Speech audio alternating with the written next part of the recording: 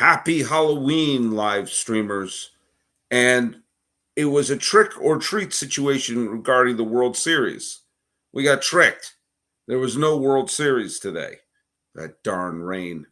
But I'm giving you a treat, and that is longtime friend of the podcast, author, television producer, creator of so many wonderful things, and my former colleague and a diehard Philadelphia Phillies fan. We're bringing back Michael X. Ferraro to talk about the Phillies side of things. This is Locked On MLB. And this is the danger of doing it live. This is Locked On MLB.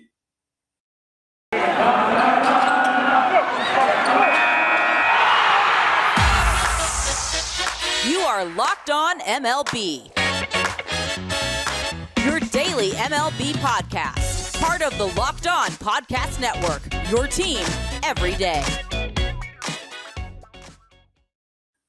Oh, dear. Hello, baseball fans, and welcome to Locked On MLB, part of the Locked On Podcast Network, where it's your team every day. This is the daily podcast. We talk about all of Major League Baseball. I am your host, Paul Francis Sullivan. If you watch me on the YouTube, there's my lower third. You can call me Sully. I am an Emmy-nominated television producer who has been a filmmaker, a comedian, a writer, an actor, and I've been a podcaster of baseball for now more than 10 years, and this is my fourth season as a member of the Locked On Podcast Network, where it is indeed your team every day. Follow us on Twitter at Locked On MLB Pods, on Twitter and on Instagram. Thanks so much for making us your first listen. I'm your pal Sully on Twitter, at least for now. I'm at Sully Baseball on Twitter, Sully Baseball Podcast on Instagram. I got a few complaints for some people, including friend of the podcast, Marcel, a.k.a. Cubs fan with an 8, who is saying, you know what, you've been having lots of Astros guests on and not a lot of Phillies guests, which just goes to show you the bizarre world I'm living in, because I have been supporting the Astros because of my love of Dusty Baker and having lots of Astro guests on the show. Naturally, Astros fans have been killing me on Twitter saying my Astros hate is off the charts. You can't please everybody. But one person you can please is my former colleague and the person who wrote and produced on the most obscure yet most fun sports show in the history of television, and has worked on many other things too. It's Michael X. Ferraro wearing the blue Phillies cap today. How you doing, buddy? Excellent, Sully. Great to see you. And I will not be representing the Astros. I know you won't be. You see, now look at. I have been saying to Astros fans who, again, I rooted for the Astros in last year's World Series. Right. And my heart will grow 50 times if I see Dusty Baker win as a manager. And I've been very supportive of him. But I have pointed out that no matter what happens, the cheater moniker will remain on this team, whether they like it or not, because I know this is a hard concept for people to understand. Right. They cheated in the closest World Series we've seen in a generation. So ergo, a little edge here or there probably made a difference in at least one or two games of a 7-game series. Yep. And they got away with it because nobody was suspended. There was no punishment to any of the players. There was no punishment there was nothing. They lost their manager. Okay, great. They picked up Dusty Baker instead. And they get to parade around saying, we're a dynasty, we're a dynasty. Why do people boo us? Why don't people like us? You figure it out and don't have martyr envy. And this is coming from a guy who rooted for the Astros last year and is not going to cry if I see Dusty Baker win. And still, I get killed for pointing out those, what are those words I'm looking for? Facts. They're biased. Sully. I rooted for the Astros in Bad News Bears and Breaking Training, I think. You rooted against the Bears? No, the Astros were helping them out. That's true. That's right. They did. The Bears did play the Astros. That would be a big. Right. Well, look at you and I have known each other since 2007. Believe it or not, when we worked on a short-lived but unbelievably one of the most fun I've ever had in my life getting paid, which That's was right. the short-lived Sports Unfiltered with Dennis Miller. That's right. But man, I can't believe you and I were paid to sit and every day just write sports jokes. I mean, It was. that was a job we'd ask a genie for. That was a dream gig. And I like that, like, Norm Macdonald had a sports comedy show on Comedy Mm-hmm. Central years later. And before that, there was Joe Piscopo's Jocksplosion. I remember that. Yeah. Yeah. Only you and I remember that. I was up for the Norm job. In fact, I knew the EP very well on that show. That's executive producer. And I went in, I met Norm, and the executive producer said, if we get picked up, I think there'd be a spot for you here. And the show didn't get picked up. Here's part of the problem. Don't worry, folks. We'll get to the World Series in a second. Whenever anyone tries to do a parody of SportsCenter, which is what each one of these shows kind of was, like a funny version of SportsCenter, they're missing the mark because SportsCenter was funny. It was already tongue-in-cheek. It already had humor. You parody stuff that takes themselves too seriously, and you sort of take the wind out of it. All right. You just taught Hollywood a lesson. This has been my TED Talk. But yeah, you and I were there when the Phillies had just upset the Mets down the stretch in 2007. The Red Sox won the World Series that year. It was a lot of fun. It was a fun baseball time. It was really the end of the steroid era. We all knew the Mitchell Report was coming. The Mitchell Report was announced while we were working there. It was a surreal time for baseball. It was like baseball Mardi Gras. Like everyone knew the party was about to be over. And so 2007 was like the last hurrah for a lot of players. And you just got the sense that baseball was going to change a lot. Yes. Yeah, that's an excellent point. Sully, we've talked about this before, but I hope this is an omen too, because you and I, we spent like 1 full hour in the conference room at Sports Unfiltered going over the 1980 NLCS, the Phillies. I was going to bring that up in segment 3. I'll bring it up now. This is for those of you, we were, Ferraro is a big Phillies fan, and baseball really had a terrible presence on YouTube at that time. They have the YouTube for baseball now is fantastic, but at the time it was virtually nothing. And you and I struck up a conversation about the last time the Phillies and Astros met in the World Series, which, for those of you who don't know, I did mention this before on the show, was the 1980 National League Championship Series. At the time, the Astros were in the NL. That's right. It could be argued that was the greatest postseason series ever played. Period. End of sentence. No qualifiers. And you and I, and you just alluded to this, I went to baseballreference.com, the single greatest website in the history of the planet Earth. It is. And we clicked on each game. We have the play-by-play. And you and I were sitting in the conference room in Arthur Smith Co. Productions. That's right. And I was reading to you the play-by-play. And you are a huge Phillies fan, and you remember the 1980 World Series, but you didn't remember all the details of the LCS. And we were just sort of I was saying, then this happened, and then this happened. And you were leaning forward, excited, as if to say, I hope the Phillies pull this off. You're a masterful storyteller. I am. And, there's echoes of it even now. Like Ranger Suarez the other day when he came in and he had that comebacker and he held the ball before he threw it. He held it for a few beats. It brought me back to Manny Trio, who was the NLCS MVP that year. Right. One of the things, for those of you who don't remember that series, it was the best of 5. The LCS was best of 5. The last 4 games of the LCS went extra innings. Yeah. And you had the Astros coming from behind and winning game 2 in extra innings in Philadelphia, and then winning game 3 in 11 innings on a walk-off 1-0. And so the Phillies were behind the 8 ball in games 4 and 5, both which went extra innings, which meant in the 9th inning in both of those games, the Astros were 1 swing away from going to the World Series. And there was one instance in the fifth game, the final game, which could go either way, obviously. They went to the eighth inning, and the Astros were up 5-2 with Nolan Ryan on the mound. And it looked like a fait accompli. That's right. And both teams, look, the games are on YouTube. And I spent a time during COVID where I just was watching because there was no ball games on.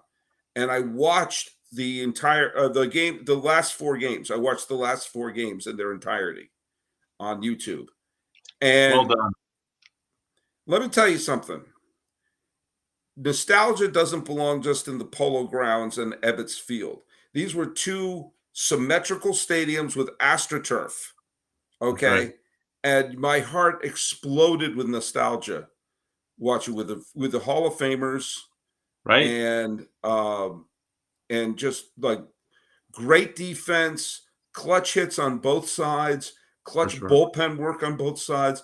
If you just want to see classic baseball from another era, watch the 1980 National League Championship. It was gripping just with your pal Sully talking to his pal Ferraro in a conference room. Wait, did we win the 80 NLCS? No, you have to. No spoilers. No, but the best echo, which is of course in Philly sports writers have brought this up. We came back on Nolan Ryan then, and we came back on Verlander in Game 1 this year. So two Hall of Fame pitchers with huge leads, and the Phillies come back. I know, and let me just tell you, everybody. I can't make this any clearer. When the Phillies were losing in Game 1 by 5 runs, and Verlander looking like he was going to be lights out Verlander, it was an absolute surefire bet that the Phillies were going to lose that game. But they came back to win it. And if you're going to make any bets, go to BetOnline. BetOnline remains your number one source for betting football and for the start of the new basketball season. Find all the latest player developments, team matchup, news, podcasts, and in-depth analysis on every game. And as always, BetOnline remains your continued source for all your sports wagering information with live betting and up-to-the-minute scores for every sport out there. The fastest and easiest way to check in on all your favorite games and events, including the World Series, MMA, boxing, and golf. Head to the website or use your mobile device to learn more. BetOnline, it's where the game starts. We are here with Michael Ferraro. What do you think of my live read, huh?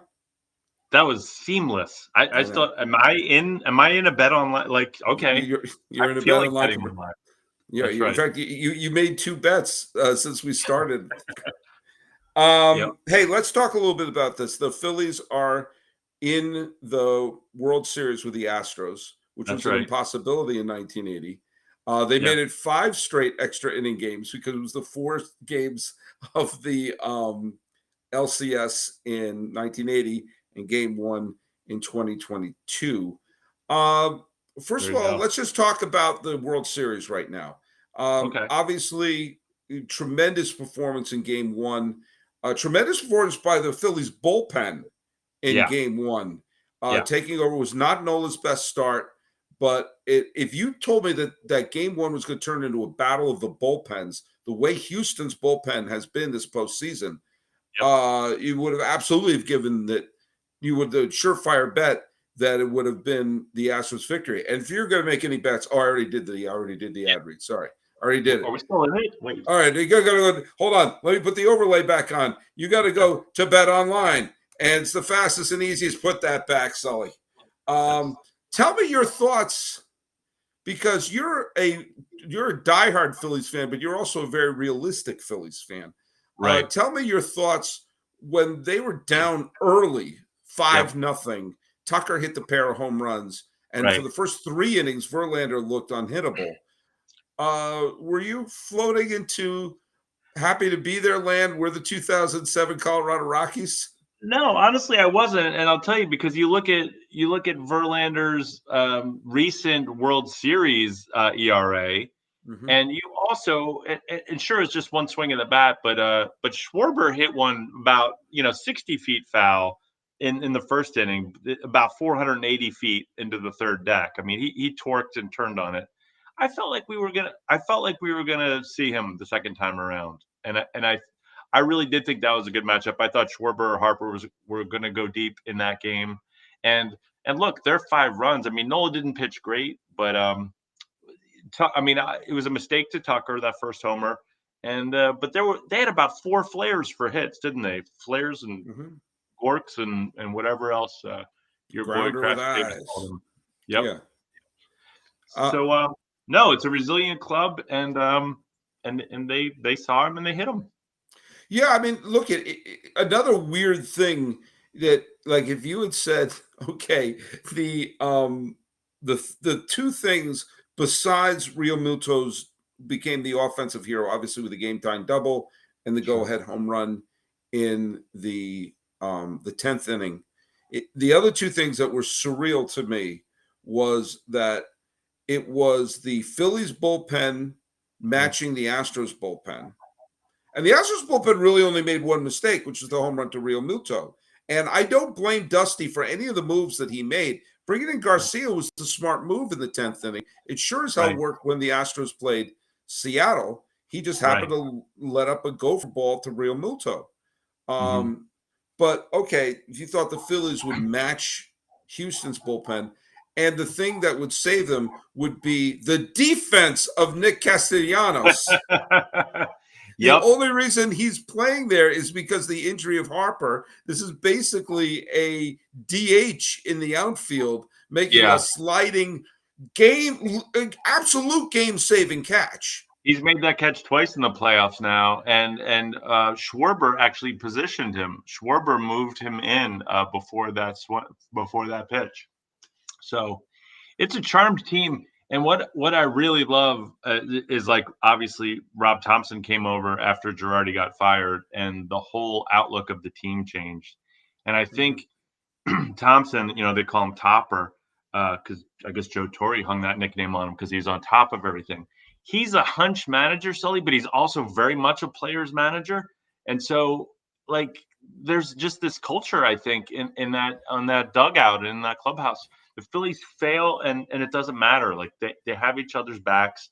He gives guys the chance to go back out and do their job. And I feel like, going back to the bullpen, that's what happened this year, because our bullpen's been historically for like the past 3 or 4 years, like the Phillies bullpen. Awful. Yeah.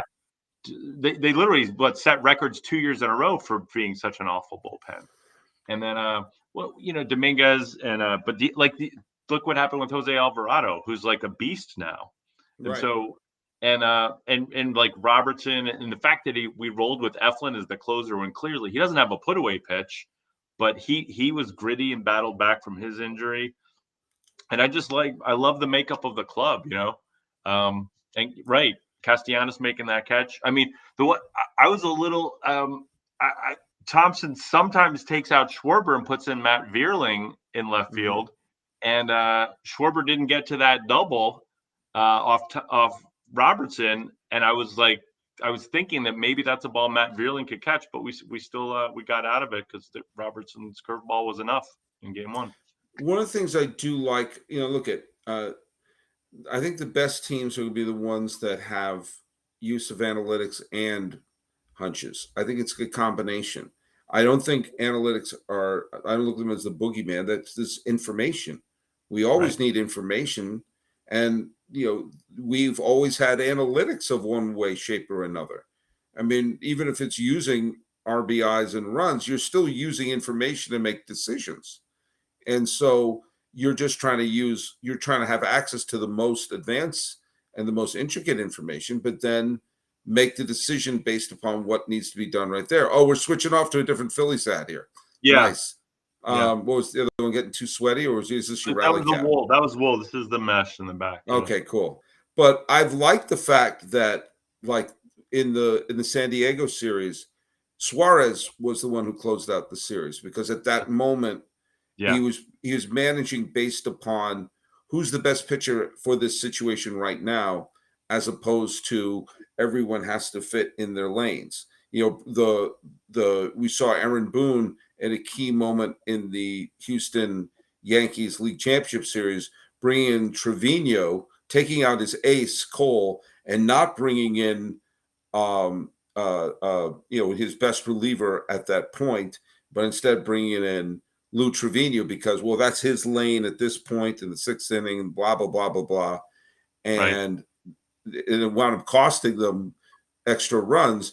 I like the fact that Thompson has use to the analytics, has use of what is there, but says, well, wait a minute, let's use the best pitcher for the right time. And that means sometimes using Sir Anthony in the ninth, sometimes it means I'm using the seventh.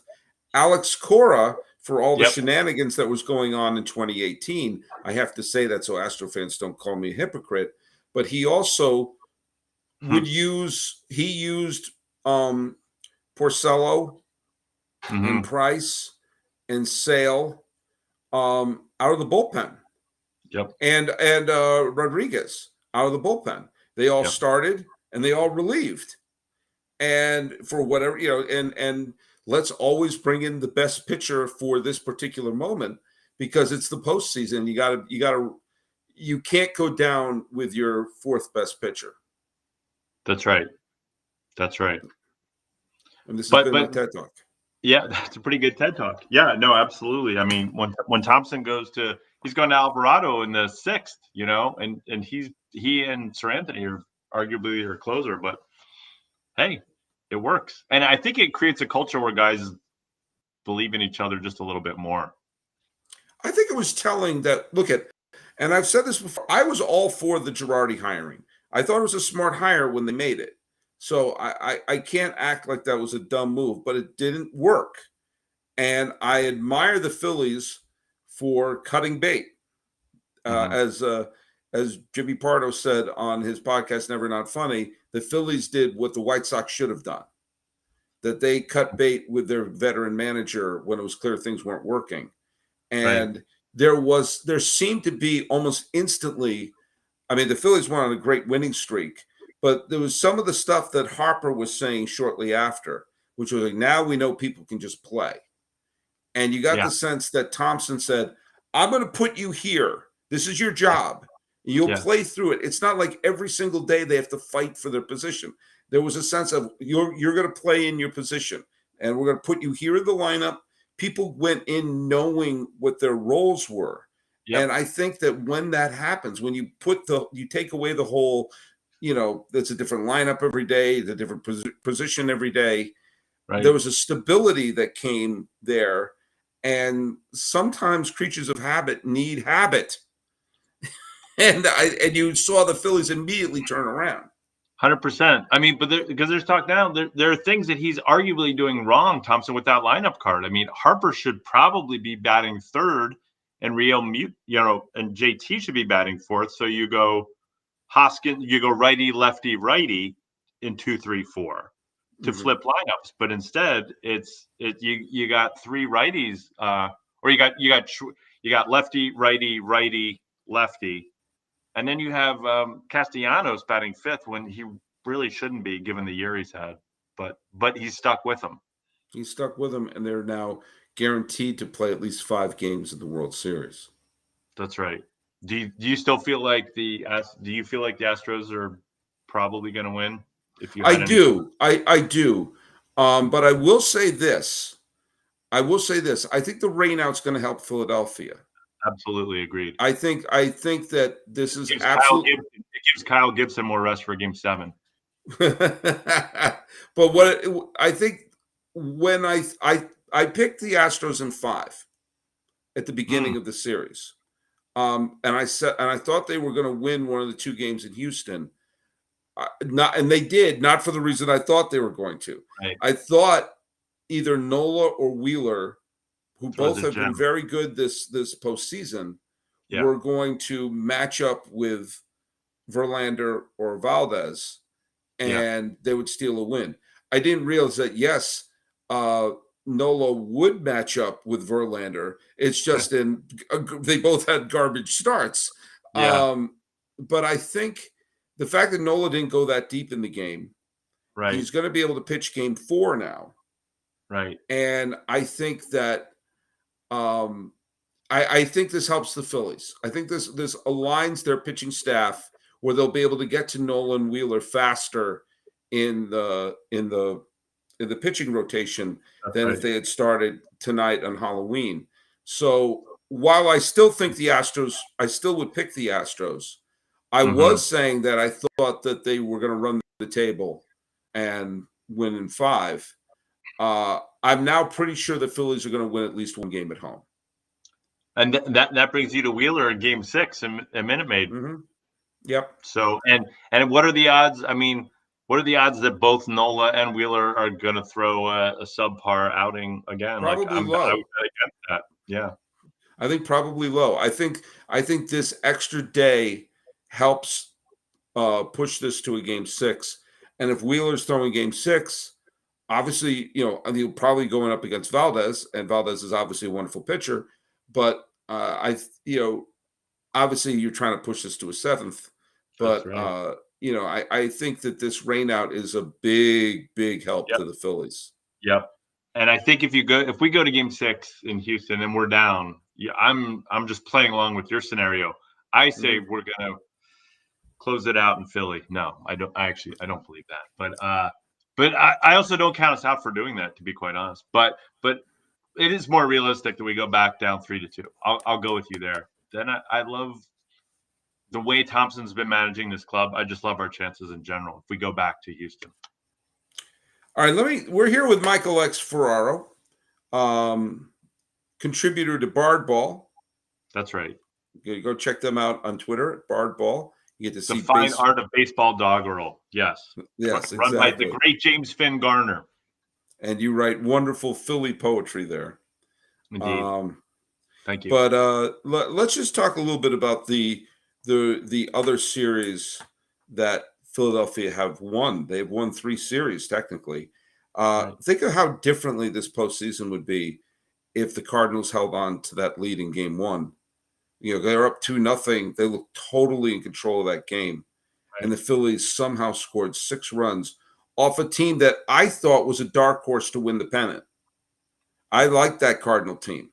Right. I thought that Cardinal team was good. And the Phillies, of course, were the last team to clinch a playoff spot. They're right. going up against a very good Cardinal team. I didn't think the Phillies had a chance. They're up 2-bagel. They go on a 6-run. After that, they outscore them 6 runs, and then they shut them out in the final game. Yeah. It went from, oh my God, the Cardinals are going to win to, oh my God, the Cardinals season is over, really quickly. And then facing the world champs, right, and splitting. And I thought, okay, they split them, but the champs are the champs. And then just taking it to them. And then the all underdog LCS. I mean, you tell me, of the 3 playoff victories, which one was the most shocking, the most satisfying, and the most memorable? I guess those maybe 3 different answers. Yeah, no, I think beating the Braves was the most shocking, probably. I felt real good going against the Cardinals, to be honest, Sully, because even though the Phillies struggled down the stretch, I felt like they were coming together. I felt like when you have a superstar like Harper, there's a force of will. And I really felt strongly that we would take the Cardinals, and luckily that's what came to pass. And then against the Padres, that was kind of a fun shootout. Could have been, especially because you had Harper and Machado, who were the 2 free agents, a few years ago, and the Phillies were in the mix for Machado too. So so that's clearly that was the most satisfying, I would say. So the shocking was the Braves. Well, and I know there was an element of frustration with you regarding the clinching, because you were in Philadelphia, right, and you thought you were going to be able to attend a Phillies clinching of the pennant. We could tell, or you're in hat number 3 in segment number 3. You got a hat per segment. X, tell everyone a little bit about your journey that ended in failure to go witness the Phillies clinching the pennant in person. Wait, StubHub's not a sponsor, are they? No, we don't. We have no allegiance with StubHub. There you go. Yeah, I've seen some news stories, and I didn't follow up to that degree. But yeah, before the game, before the clincher, I decided, okay, I'm home, and I have a bunch of Philly fan friends in town, so I ordered 3 tickets on StubHub down the left field line. I would have seen in foul territory, but I would have seen Harper's homer whizzing by me. I ordered them. I got my thank you confirmation letter, and there were $400 a pop at the time. And then 3 hours later, I checked my email and there was a follow up that my ticket order had been canceled. Ah. 3 hours later, I saw it. I think they sent it an hour, but they sent it an hour later, and it was a full on acceptance. And it said, "You'll track your order. Thank you. Here's your order. Here's the bill." And just devastating. But I didn't get rained on, but I wasn't there for perhaps one of the greatest clinchers in Philly sports history. So it would have been quite a treat. For our listeners, I know you and I know your background, but for our listeners, where did you grow up, and what is your earliest, using my rule of 7, your earliest memories? I mean, you remember 80 and Bake McBride and Pete Rose and Schmidt and Tug McGraw and Carlton. I love that you led with Bake McBride. Yeah. Yep. Luis Aguayo, let's get him in there. Okay, why not? Gary Lee Maddox out in center field. The earth is covered by two-thirds covered by water, and the other third's covered by Gary Maddox. That's right. Yeah. So yeah, a friend of the podcast, Lonnie Smith, was on the 1980 Philadelphia Phillies too. Yeah, that's right. Skates was amazing. Yeah, Philly and a Brave, but obviously we loved him as a Philly.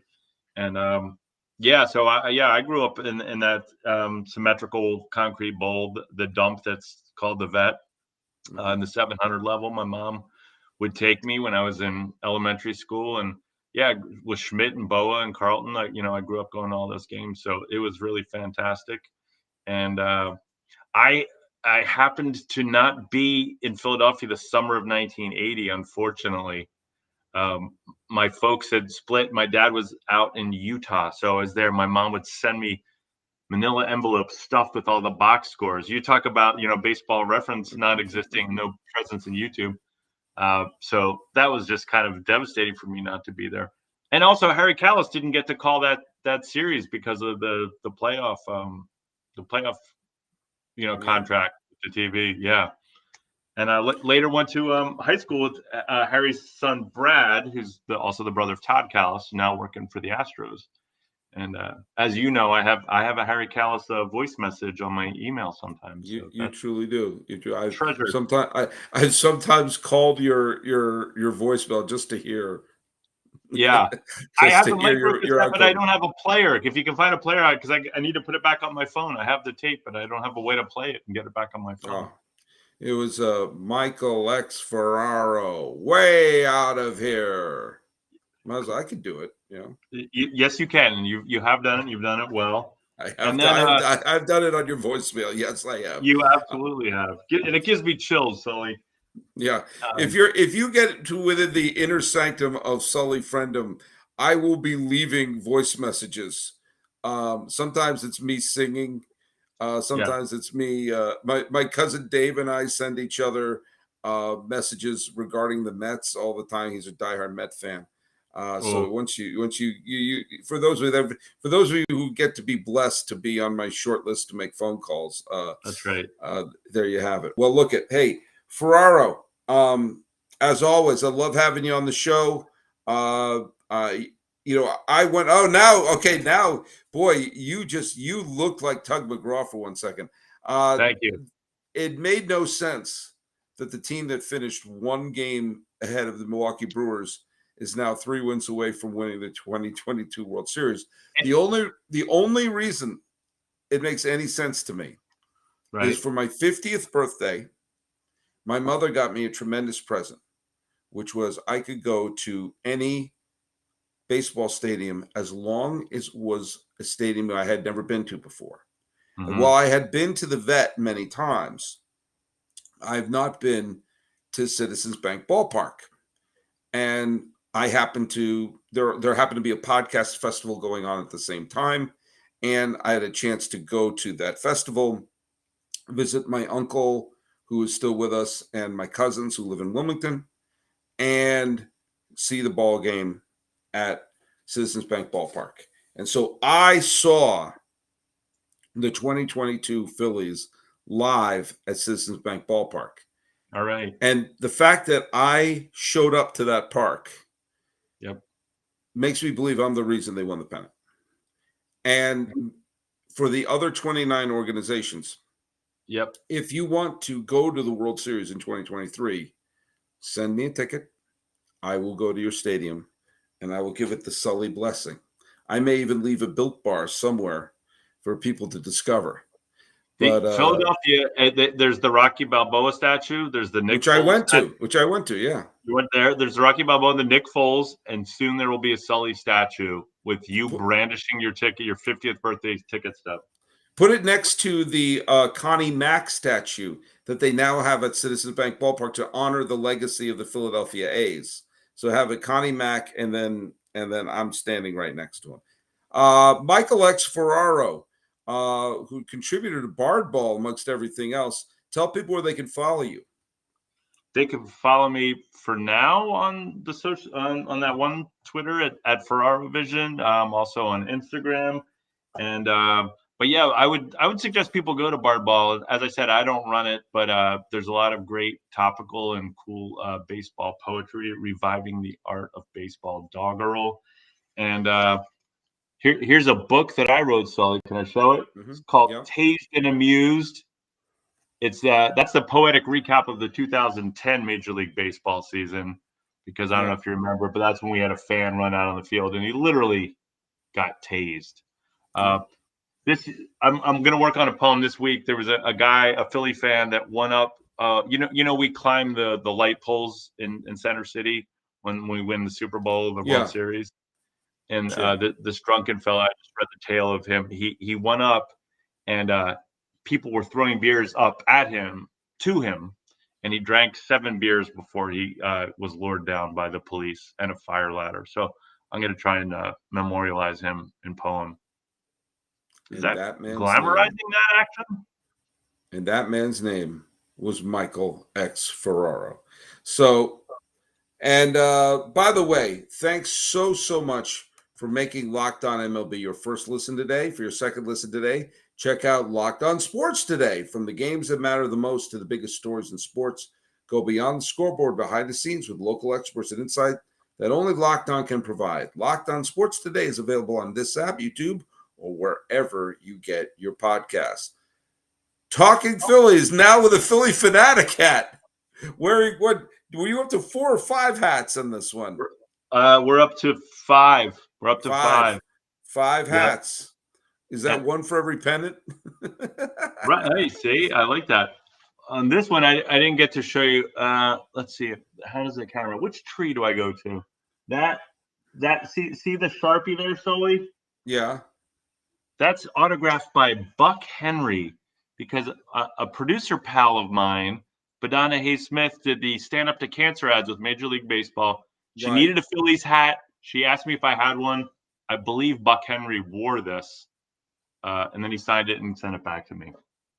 Here I was trying to wrap up the show, and you drop a Buck Henry sighting on us. By the way, Buck Henry was a brilliant comedic performer, writer, director. He co-wrote The Graduate. He directed Heaven Can Wait.